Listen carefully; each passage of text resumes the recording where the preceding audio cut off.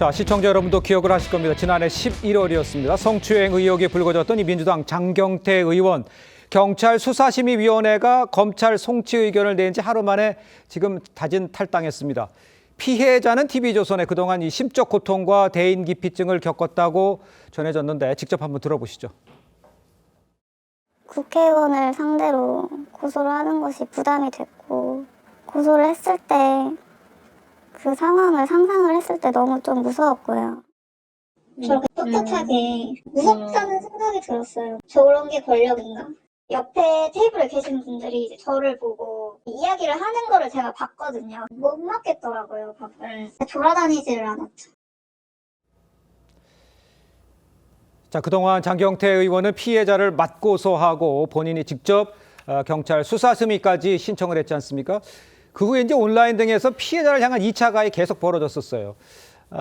이 정도 상황이면 피해자의 정신적 고통 어느 정도인지 상상을 하기 힘들 것 같은데 변호사 입장에서 봤을 때는 어떻습니까? 저런 상황이 벌어졌다는 거. 이런 유사한 사건이 발생했을 때 피해자가 겪는 심적, 정신적 고통이 심각하고 클 수밖에 없겠죠. 예. 당연하게도 상대가 현직 국회의원이라고 한다면 그렇게 느껴질 수는 있을 것 같습니다. 예. 하지만 이 사건에 있어서만큼은 일단 장경태 의원 측에서는 즉각적으로 경찰 수사심의위원회 소집을 본인이 요청을 했어요. 그만큼 본인 입장에서는 억울한 부분도 있고 그다음에 이런 부분에 대해서 혐의를 다투보고 싶다는 그런 생각도 있기 때문에 아마 그런 것을 한 것으로 보여지는 것이고요.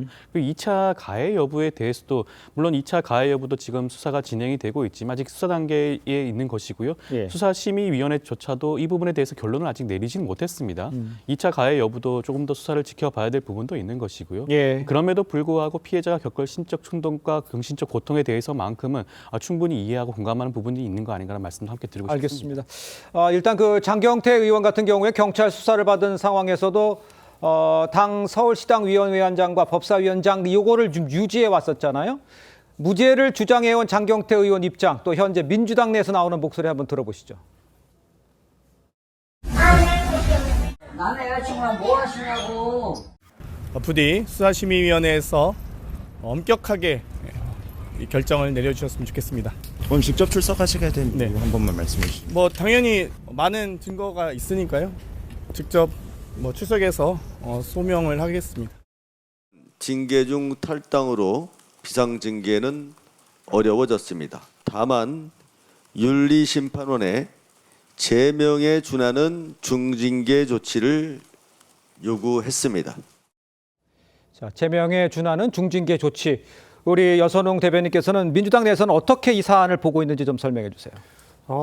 지금 이 사안이 이제 처음 벌어졌을 때 어쨌든 장경태 의원이 본인의 무고를 강력하게 주장하고 있었고 약간 예. 쌍방의 이제 의견이 매우 달랐기 때문에 윤리심판원이 즉각 가동되긴 했지만 이게 수사기관의 결과가 나와야지 양측이 모두 만족할 수 있는 상황이었던 것 같아요. 근데 어쨌든 이제 수사기관의 1차 판단은 나오진 않았지만 네. 이 경찰 수심위에서 이거를 검찰에 이제 송치를 해라 이렇게 의견을 냈기 때문에 당 입장에서도 이거는 조치를 조금 적극적으로 해야겠다 이렇게 생각을 한 것이고요. 그래서 그 와중에 이제 장경태 의원이 탈당을 했기 때문에 이게 이제 비상징계 요건에 해당하지는 않지만 예. 당 입장에서 보면은 제명에 준하는 조치를 이렇게 하겠다 이렇게 지금 밝힌 상황입니다. 예, 그러니까 제명에 준하는 조치를 준비하다가 바로 이렇게 나온 것처럼 말씀하시지만 이게 4개월 이상 걸린 일이에요. 그 긴 시간 동안 아무것도 안 하고 지금 얘기하는 거예요. 국민의힘 입장에서 봤을 때는 제명해야 된다는 얘기인데 왜 그런지 좀 설명해 주세요. 아무래도 보면 가장 큰 문제는 장경태 의원이 가해자 아닙니까? 그런데 본인이 피해자라고 하면서 무고를 했습니다. 예. 바꿔치기 했죠. 두 번째는 축구에서 보면 닥치고 공격이라고 닥공해서 끊임없이 2차 가해를 했습니다. 예. 세 번째는 스피커를 공격하는데 심지어 그 관련된 TV조선까지 네. 영상을 조작했다 그런 얘기를 했습니다.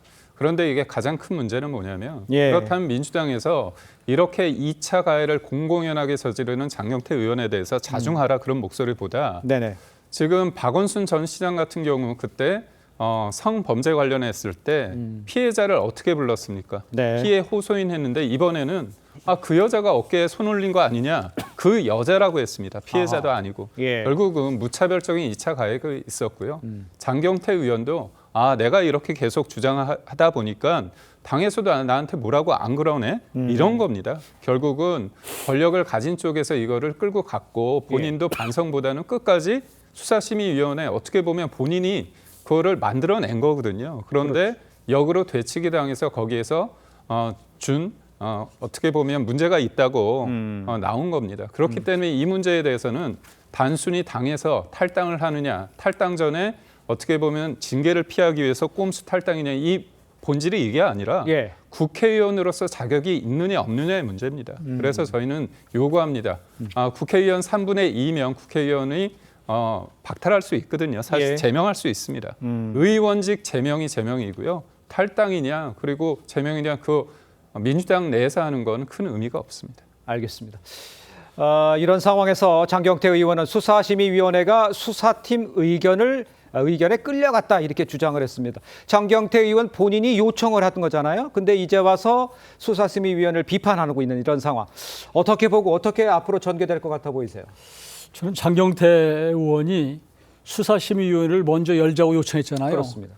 그러니까 본인이 뭔가 잘못 판단한 것 같아요. 그러니까 지금 현재 이재명 정부의 초기 네. 이 서슬퍼런 정권 대해서는 웬만하면 집권 여당의 국회의원에 대해서는 아마 온정적으로 판단할 것이다 이런 생각을 했던 것이 아닌가 싶어요. 예. 왜 그러냐면 이게 뭐 제 생각입니다만 네네. 지난번 송영길 지금 전 대표 같은 경우에도 그 당시 돈봉투와 관련해서도 사법부에서 무죄 때렸잖아요. 네. 그러니까 이게 지금 권력 있는 우리 집권 여당은 웬만하면 무죄로 나오겠구나 이런 생각을 했던 것이 아닌가 한편으로.